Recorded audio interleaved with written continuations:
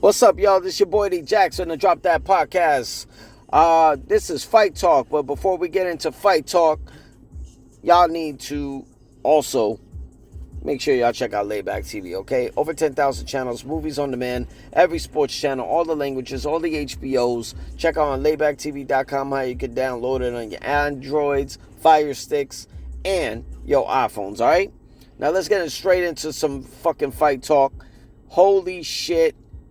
This past Sunday was crazy. We had the UFC White House card. UFC Freedom 250 went down on the south lawn of the White House. Yo, I ain't gonna lie. This was a remarkable, memorable, patriotic fucking event. It is the first UFC event ever. First UFC card ever that all fights ended by knockout. Okay? All my picks, except three, was it? Four out of my 7 picks were accurate. The other wasn't, which kind of shocked me. Let's get into it. All right. So we had Lopez versus Garcia. Garcia was actually bringing it to Lopez. Lopez looked like he was getting a little bit, I don't want to say buckling, but definitely like the pressure was on. Lopez was able to get some combinations and put Garcia right on his ass for the finish. Shout out to Diego Lopez. I don't know where you go for here, but we'll get into what goes next. Bo Nickel versus Dawkins. Yo, Bo Nickel came, he fucked him up. Shout out Bo Nickel. We had Rufy versus Chandler. Rufy made it look easy against the former 3-time Bellator champion. I don't know what's up with Michael Chandler, but I damn sure know it ain't going to be a world championship. Josh Hokett takes out Derek Lewis by TKO. Who would have saw that fucking coming? You know what I'm saying? Think he got in his head. He utilized the game plan. You know, he utilized his wrestling. He exhausted Derek Lewis and he got the win. So shout out Josh Hokett. We'll get into, you know, the shit he said after. Sugar Sean O'Malley taking on Zahabi. I didn't even know Zahabi had GSP and his former trainer in his corner. I think the pressure was on in the big fight, but the former bantamweight champion showed us that the Sugar Show still goes on. Alex Pereira taking on Ciryl Gane for the interim heavyweight title. I was going for Pereira. I should have took my time with this one because I did not know Pereira was going to go. I didn't know he was going to come in and weigh more than Gane. I didn't understand the game plan they had on him. What was the fucking game plan that Pereira's team was bringing on? I don't get it. That's dangerous to be keeping your hands up and just walking closer to Ciryl Gane. Ciryl Gane may be a fucking asshole of a cheat, but that is a true heavyweight contender, natural weight. He's dangerous when it comes down to the strike, so I don't get what the fuck Pereira was on. But Gane caught him with a jab, and we'll get into all that back of the head shit. Ciryl Gane wins the interim heavyweight title for the second time, calls out Tom Aspinall for September main event heavyweight undisputed championship in Paris, because Ciryl Gane's from Paris. I don't know if they do that because the Paris event in September is not a number event, but UFC could change that. And the main event, UFC lightweight champion Ilia Topuria taking on the highlight Justin Gaethje. I had Topuria until these weird, I don't know. They had some weird game plan for Topuria. I think he underestimated Justin Gaethje, but Justin Gaethje did what he needed to do and utilized his game plan, even though he got hurt with the liver shots. He utilized his game plan. He took out the fucking eye of Ilia Topuria.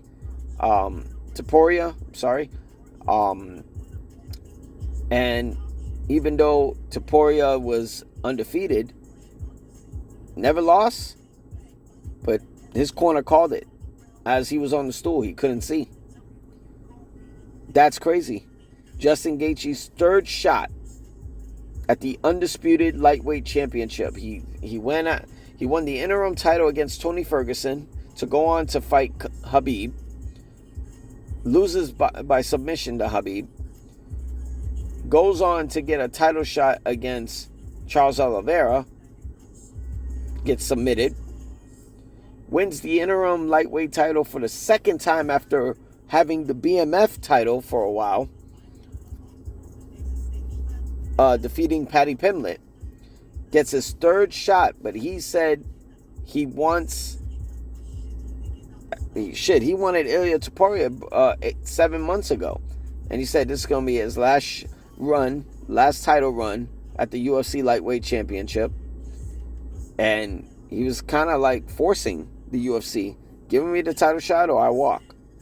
They budged.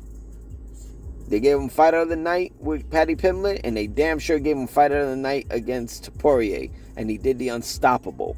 I would say that loss to Khabib, that failed title shot against Charles Oliveira, that knockout that laid him out face down against Max Holloway for the BMF belt, that one win against Ilia Topuria trumps all of those losses. Because this was a undefeated, more dangerous fighter than Khabib. More dangerous than Charles Oliveira, because Topuria beat Oliveira last year for the lightweight title. Shout out to Justin Gaethje, man. An American world champion, pulled off the undisputed belt and the American belt that was designed. All right, so let's do the review overall. So it was supposed to be rain, 65 to 68% chance of rain, with mosquitoes. Apparently, that thunderstorm that was coming towards the White House split in fucking half, like a hooker on Figueroa, okay, and it brought out a breeze that was wiping away the mosquitoes. Perfect. The production was dope. I mean, minus the no commentary a few times. Production was dope. Couldn't have been better. Music, live music, holy shit, yo. Like, they had, like, if you wanted your walkout music to be Tupac, fucking Bruce Springsteen, the Beatles, Bob Marley, it don't matter. This live band did everything. They spoke Spanish too for Topuria's entrance. They were fucking the dope. They killed it. Best walkouts. I'm gonna give number 1 to Michael Chandler. Michael Chandler, even though he lost, no one topped his entrance. Second will be Justin Gaethje with the Johnny Cash song. I loved it. It was like very cerebral. And I would give it to the former world champion Ilia Topuria. Overall, was this better than the Spear?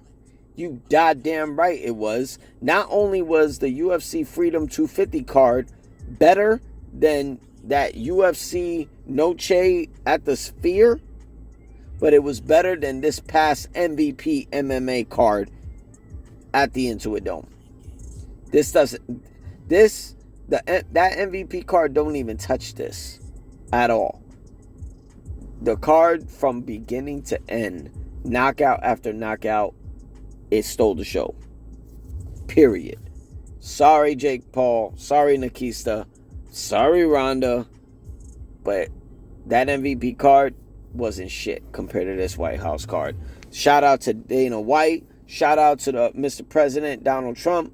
You guys, this idea sounded crazy, but you guys made it happen, and salute to the success. All right, all little extra shit. Let's see. Sean Strickland gets arrested down the street from where they were reviewing the fight card for the fans. Bullshit. He wasn't even zip tied or handcuffed. So I think that was just showing ain't nobody arresting the UFC middleweight champion. Let's get fucking real. Shout out to the bonuses. Ciryl Gane, I believe, got performance. Justin got performance, but fight of the night went down to Topuria and Gaethje. Well deserved. I mean, if I had to pinpoint who had the bigger upset, I mean, don't get me wrong. Gane finishing Pereira is an upset. O'Malley, not really. Hokit, yeah, because nobody gave that nigga a chance in hell. So I would have gave an extra bonus for Hokit, but whatever. Alex, we touched bases on Alex weighing in more than Ciryl Gane. He's out of his fucking mind. Should have been lighter. I think that played I think that played a part where he wasn't fast enough. Ciryl Gane doing illegal fucking elbows to the back of the head. Somebody even reviewed it and they saw 2 or 3 illegal shots. Shout out to Herb Dean for giving such a quick response after Alex's take on it. I mean, you could make an argument for either way, but Ciryl Gane does cheat. He does do these illegal shots, but let's keep it a buck. It's not Ciryl Gane's job to stop the fucking fight if he hits somebody in the back of the head or pokes them in the fucking eye, nearly taking their vision. It's the referee's job. So the referee failed Alex. Now, it's a coin toss. But should Alex be shocked that he got taken out by a heavyweight? Not really. Just keep it a buck, you know. Josh Hokit's comment about Michelle Obama. I think he had something in mind, and I think he forgot. He went off script, and then he went back to the script. Personally, I don't. He didn't need to say that shit. Do I feel it's offensive? Whatever. They've said much worse. But, you know, it's his job to keep this character going because this character got him the fight with Curtis Blades. This fight, those antics got him to be requested by Donald Trump to fight at the White House. Without these comments, without this persona, he's not fighting at the White House, finishing Derek Lewis and possibly getting in the top 5. Well, number 4, technically, in the heavyweight division. So, keep doing what you're doing, Josh. I'm entertained. Shout out to Jamal Hill, former UFC light heavyweight champion. He just put the word out. He's going up to heavyweight. Better have some good game plans, because after what Alex did and Yuri, could be a little different. I mean, if he was in the top 3, I definitely would see him against Carlos Alberg, but that's just me. What we got? What's next for the fighters? Diego Lopez. He may have probably a rematch with Silva.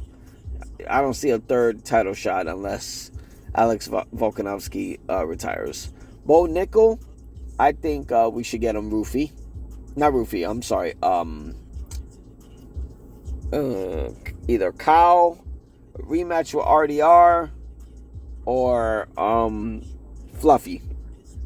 One or the other. Roofy.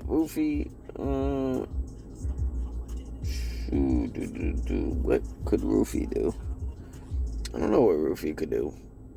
Sky's the limit for him now that he's in the top 10. So you could probably put him in the cage with anybody, I would say. Michael Chandler, time to retire. Get the fuck out of here. You're not going to get a bigger opportunity than this. There is no Conor McGregor fight. You're definitely not getting a world title shot at lightweight. There's nothing wrong with hanging it up at the White House. Plain simple. You look like a fucking amateur compared to Roofy, and Roofy ain't even a world champion. Josh Hokett. Some people say Alex Pereira. I say no. It makes no sense. I would definitely give him Volkov. Definitely. Winner gets the title shot next. Derek Lewis. Definitely good run. Time to retire. Alex Pereira, they say he should go back down to 205. Let's see how he would look after losing all the fucking weight he packed on. He could wait at heavyweight. I mean, he could. Or he could go down back to light heavyweight and challenge Carlos Albert. There's options. Ilia Topuria.